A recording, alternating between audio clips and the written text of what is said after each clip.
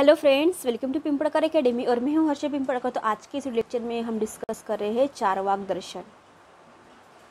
चारवाक दर्शन ये Indian philosophy में एक महत्वपूर्ण दर्शन है, जिन्होंने सिर्फ प्रत्यक्ष प्रमाण को ही एकमात्र प्रमाण के रूप में इन्होंने स्वीकार किया है।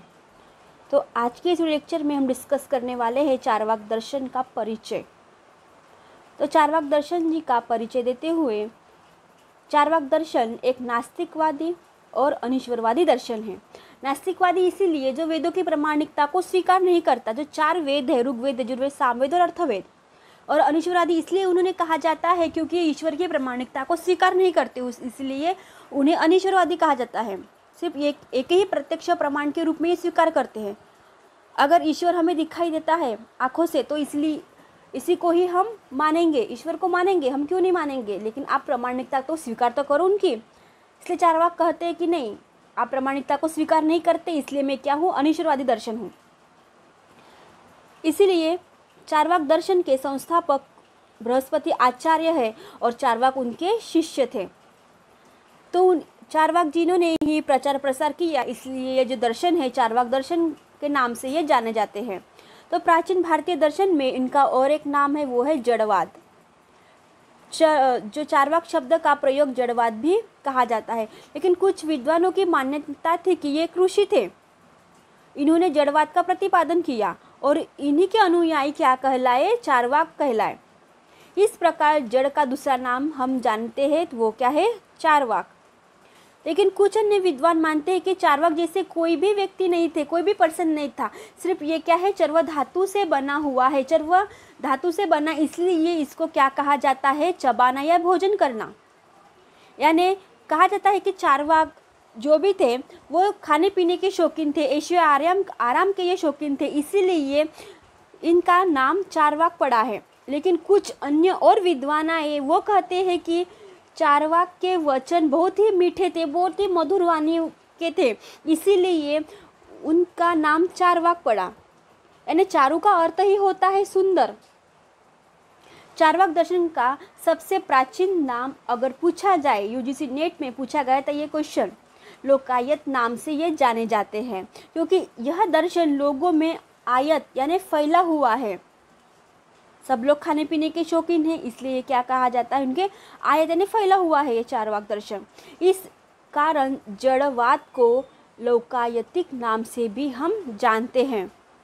तो इस दर्शन में जो चारवाक दर्शन है, ये किन किन नाम से जाने जाते हैं, तो इनको लोकायतवादी, रसवादी, अनीश्वरवादी, नास्तिक, भौतिकवादी और भोगवादी भी कहा जाता है। इन नाम से ये क्या है, प्रख्यात है। अब हम देखेंगे कि प्रमाण विचार क्या है उनके।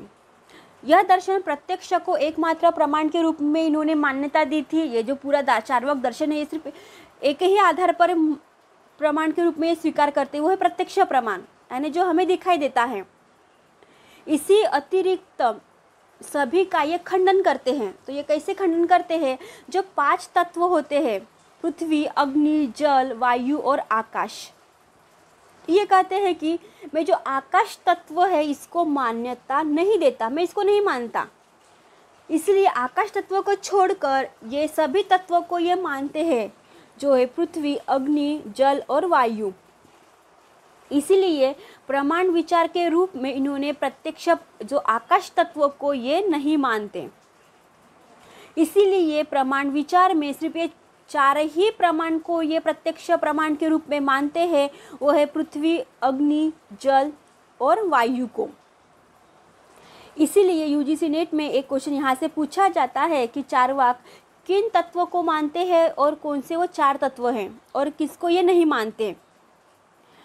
तो अब हम देखेंगे कि प्रत्यक्ष प्रमाण को इन्होंने क्या माना है। तो ये जो चारवाक संपूर्ण दर्शन है, उनके प्रामाणिकता को ये आधारित है, प्रत्यक्ष प्रमाण पर ही आधारित है।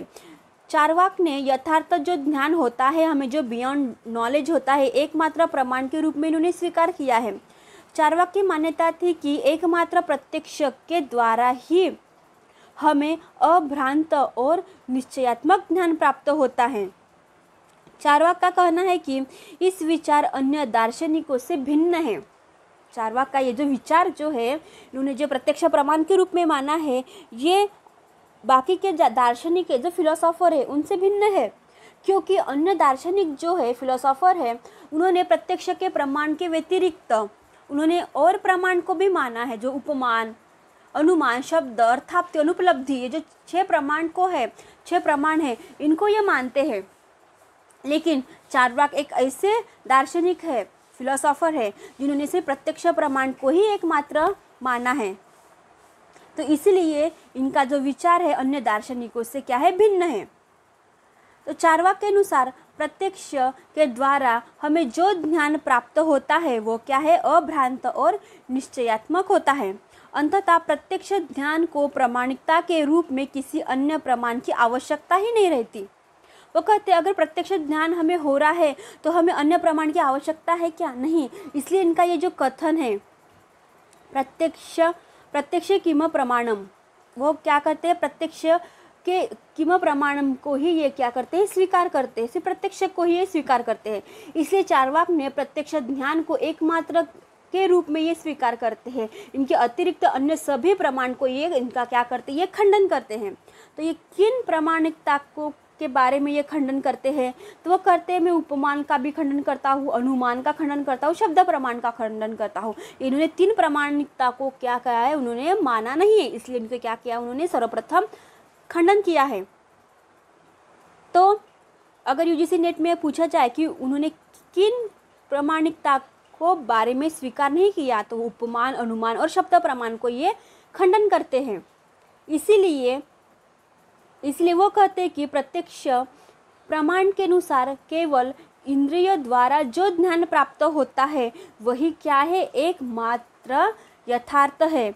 और उसमें क्या होती है, इंद्रिय एवं वस्तु संसर्ग से उत्पन्न ज्ञान को ही प्रामाणिकता के रूप में मैं मानता हूँ, जिनके लिए किसी प्रमाण की आवश्यकता ही नहीं रहती।